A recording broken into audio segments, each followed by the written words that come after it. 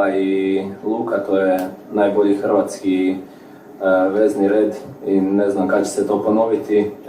Jednostavno, kad njima dodate loptu, to je sigurnije nego vaš novac u banci.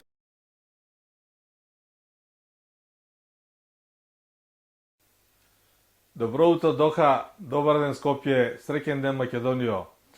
Изјавата која ја видовте и со која почнува нашава вечерашна емисија од хрватскиот репрезентативец Јосип Јурановиќ, може би најдобро ја осликува и го покажува најсилниот аргумент на хрватската репрезентација, зошто хрватите ќе играат во полуфиналето против Аргентина и зошто едноставно по втор пат на двата последни мундијала се најдоа меѓу четирите најголеми репрезентации во светот.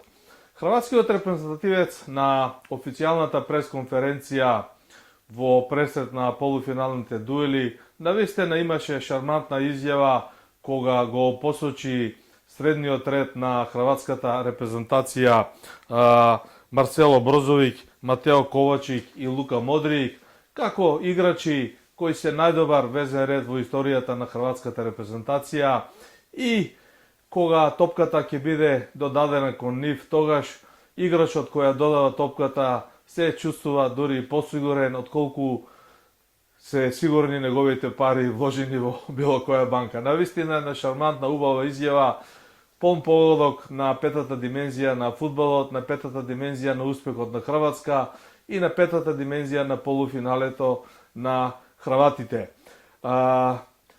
Фудбаломаните, следачите на мундијалот знаат дека Хрватска го помина Бразил во четвртфиналето во еден драматичен надпревар, каде што хрватите играа со полно срце, со полни едра и каде што навистина, иако фудбалската фортуна и среќата беше на нивна страна, сепак заслужено и со полно право успеа да одиграат нерешено 1:1 против фаворизираните бразилци, за кого многумина сметаа дека се топ репрезентација и дека веројатно ќе го освојат мундијалот и успеа преку изведување на пеналите да стигнат до полуфиналето.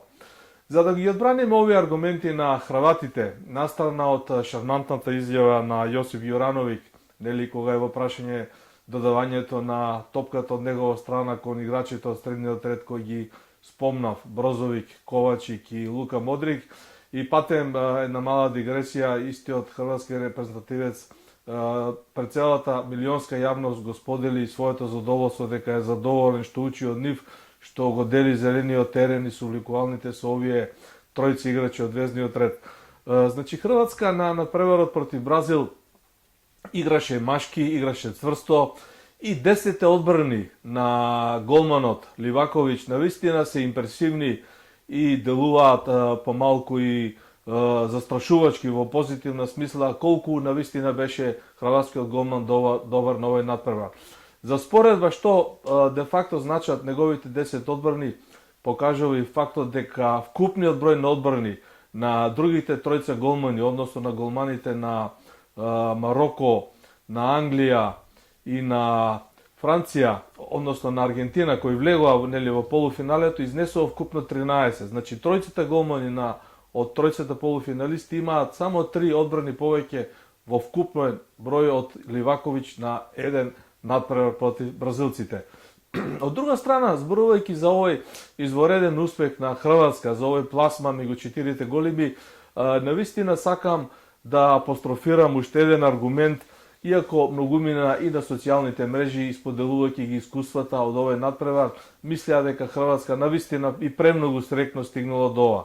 Меѓутоа, само еден аспект, ако ги земеме измените кои ги направи по мене еден од најдобрите стратези на ова светско првенство, еден од селекторите кои навистина си ја знае својата работа, тоа е хрватот Златко Далиќ, како ноторен факт покажува дека Далиќ воопшто не ги правеше измените за да го заштити својот гол.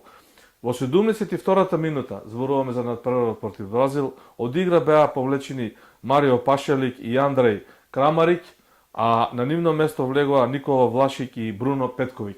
Значи, само по себе и по формацијата и по фудбалерите кои излегуваат и влегуваат, апсолутно може да се забележи дека Златко Далиќ не ги повлекол потезите за да ги одбрани во тој момент резултатот од 0:0, туку напротив да ги насочи своите играчи со една примерна тактика, со една полуофанзивна тактика, со одбрамена тактика поместена подалеку од свој гол, да успеа да го сочува тој резултат.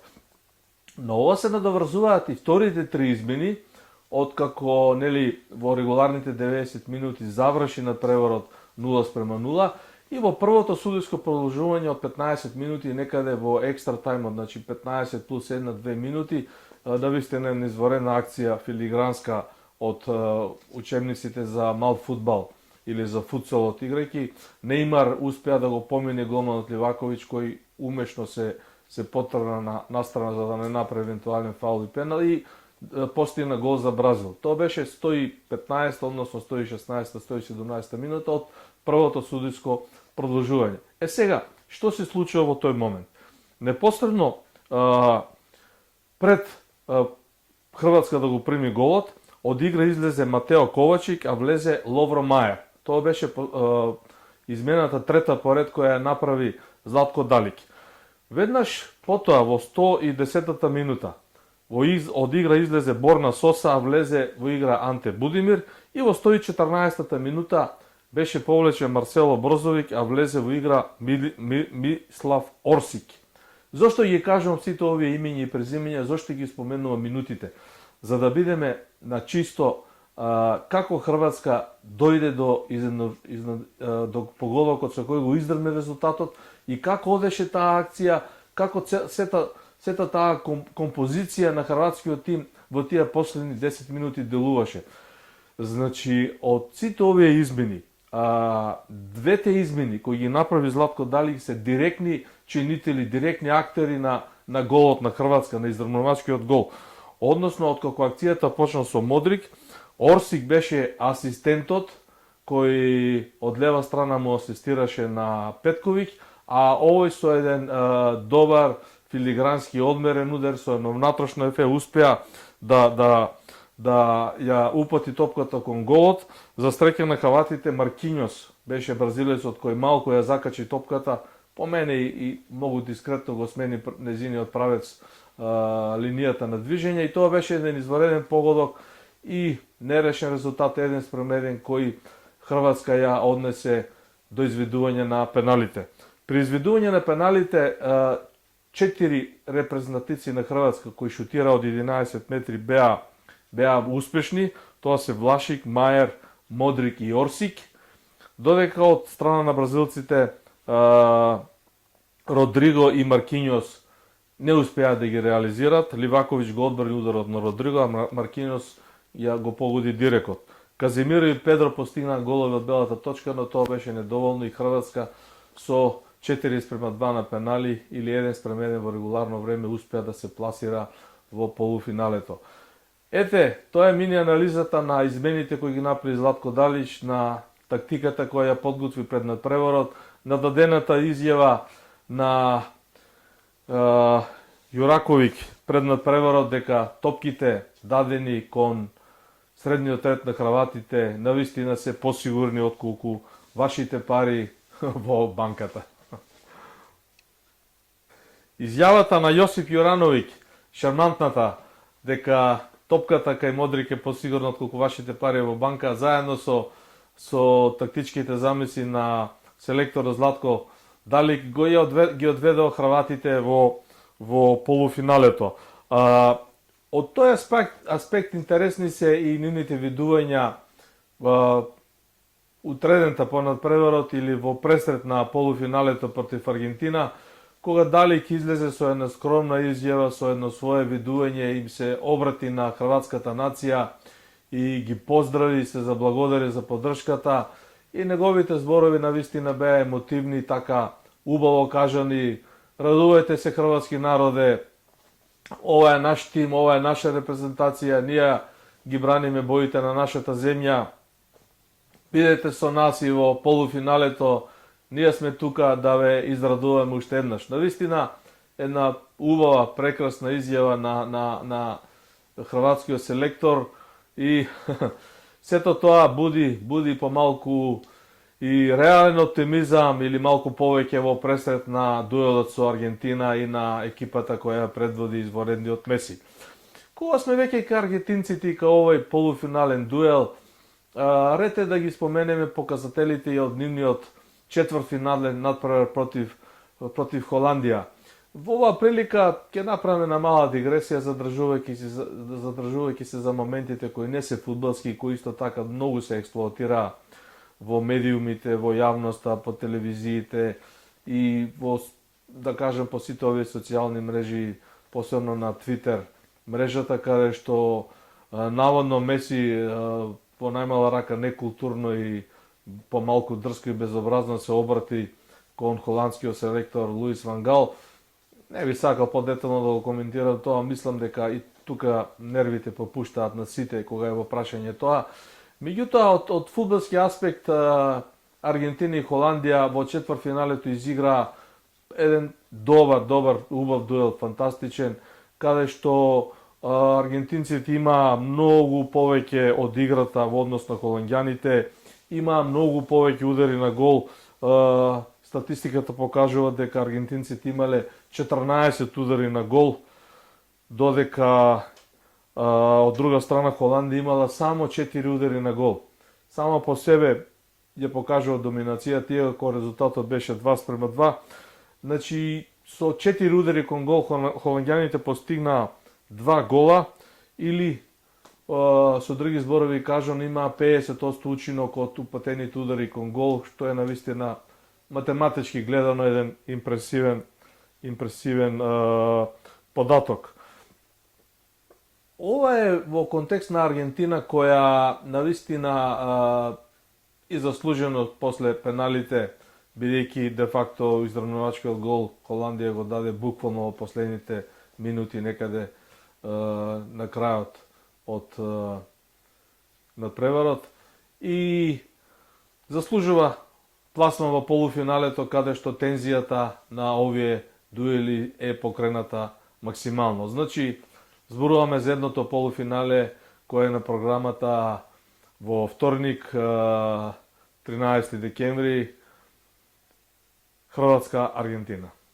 Во однос на креацијата за втората полуфинална двојка во која ќе се судрат Франција и Мароко, навистина видовме два различни четвртфинални дуели.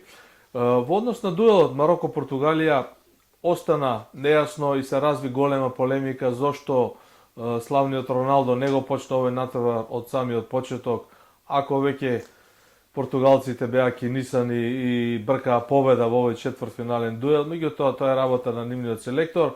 Од друга страна Мароко и на овој натпревар ја покажа својата досега препознатлива игра на Мундијалот. Ова е на африканска репрезентација која по четврти пат во историјата на африканскиот фудбал стигнува до четвртфинале. Тоа се резултати кои претходно успеа да ги постигнат репрезентациите на Камерун 1990 година на Мундијалот во Италија, па Сенегал 2002 година на Мундијалот во Јужна Кореја и Јапонија, каде што во ведниот надпревар успеа да ја победи дури репрезентацијата на Франција со 1:0, тогашен и актуелен светски првак од претходниот Мундијал, и Гана на Мундијалот 2010 година, еден надпревар против Уругвај, кој што имав прилика и можност да го гледам во живо на огромниот стадион Сокер Сити во Джоханесбург, каде што Луис Суарес заработи црвен картон во 120-та минута, спасувајќи чист гол, па имаше пенал за Гана. Во нашите претходни емисии зборувавме за овие, само една мала дигресија на враќање. Гана беше предисториска шанса тогаш да го направи ова што Мароко сега го постигнува, да се пласира во полуфиналето, меѓутоа во 120-та минута од судиското продолжување не искористија пенал, остана нерешениот резултат, а потоа на пенали Гана го испушти полуфиналето и Уругвај влезе на тој Мундијал 2010 во Јужна Африка. За разлика од нив, Мароко во актуелниот Мундијал, во дуелот со Португалија, одигра како што играше на сите досегашни надпревари. Евидентно е дека Мароко има многу цврста гранитна одбрана, тоа и математички се покажува дека на петте досега одиграни надпревари, Мароко прими само еден гол или, поинаку кажано шеретски, си постигна сам еден гол. Тоа беше автогол на надпреварот против Канада, кога Мароко победи со 2:1. На сите преостанати надпревари, мароканскиот голман Боно успеа да ја сочува својата мрежа. Навистина еден импресивен податок, ако се знае дека Мароко играше во групата против Хрватска 0:0, потоа ја победи фаворизираната Белгија во истата група со неа 2:0 и во осмина финалето успеа да го издржи темпото и да не прими гол против Шпанија, а истото го повтори на дуелот против Португалија. Значи, двете држави кои Мароко успеа да ги елиминира доаѓаат од Пиренејскиот полуостров, секако репрезентации со голем рейтинг, со своја слава, име, традиција и со актуелни квалитетни состави. Мароканската фудбалска репрезентација успеа сето тоа да го издржи. Со Шпанија помина на пенали во осмина финалето. Дури од трите пенали кои ги шутираа шпанците, Мароко не прими гол. Навистина фасцинантен успех на мароканската одбрана пред се на нивниот голман. Против Португалија Мароко постигна гол некаде 45-та минута плюс минута 2 во екстра времето од првото полувреме. Успеа во второто полувреме да го сочува тој резултат и статистиката од овој надпревар кога се во прашање ударите на головите и одбраните на голманите вели дека Мароко имаше 9 удари на гол против Португалија, навистина еден така импресивна бројка. На прв поглед ретко кој би можел да каже дека оние кои го гледале на прерод дека Мароко упатил дури 9 удари.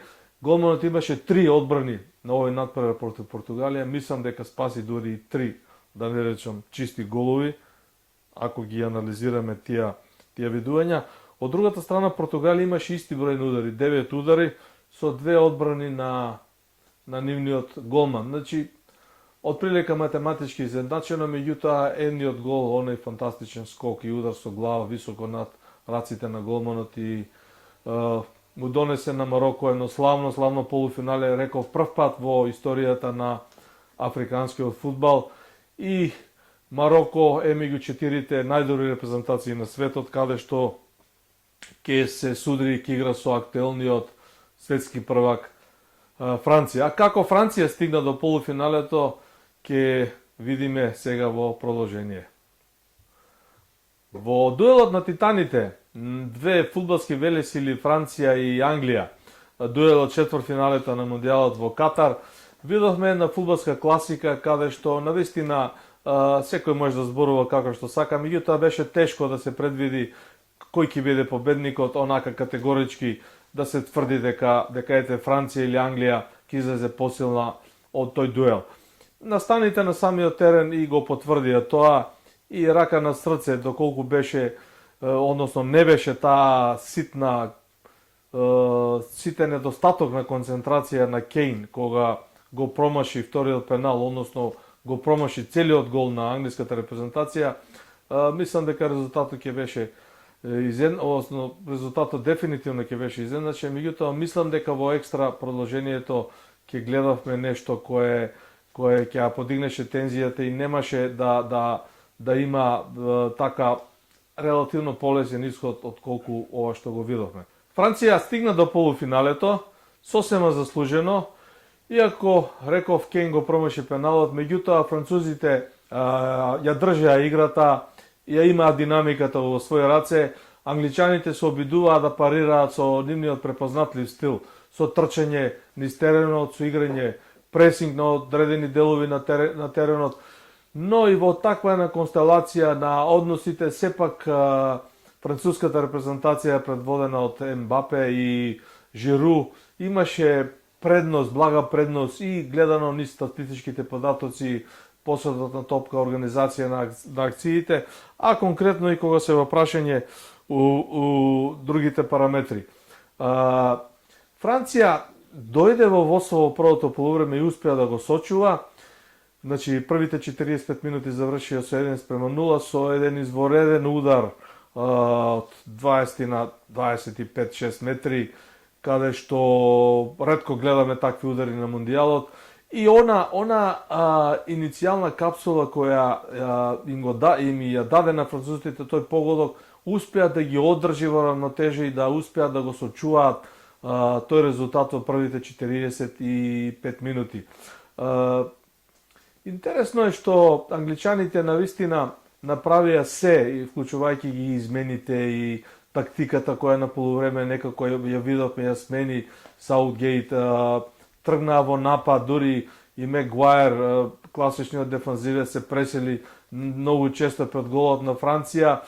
И сето тоа резултираше со организација на напади, со посетна топка. Меѓутоа, Жиру постигна извореден гол со глава, со удар со глава во една изворедна акција. И мислам дека тука малце го разнеша тој дух на англичаните, а искрено до крајот немаше уште многу да се игра.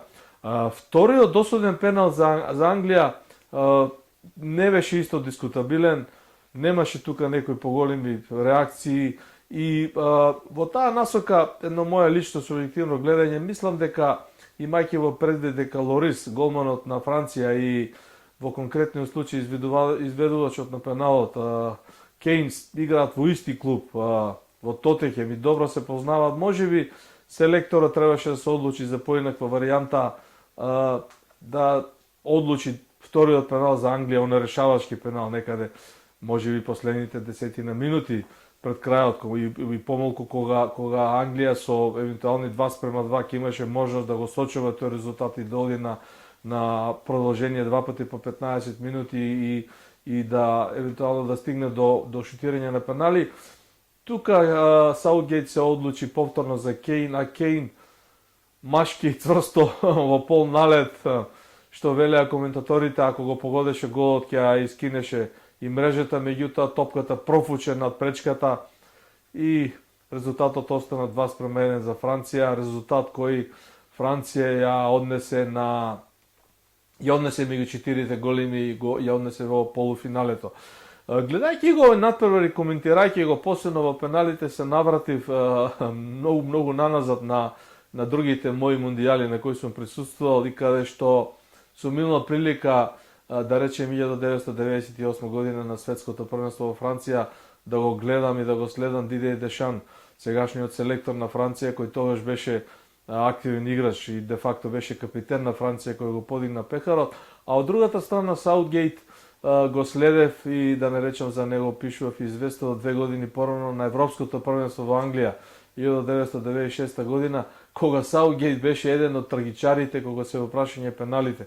Ова во контекст на неговата сегашна селекторска улога и неговата одлука Кейн да го шутира пеналот 96 година на стариот Вемли во тогашното полуфинале против Германија. Саутгейт промаши пенал за Англија и на тој начин неговата репрезентација за која тој тогаш играше, нели, актуелно селектор на Англија, не успеа да се пласира.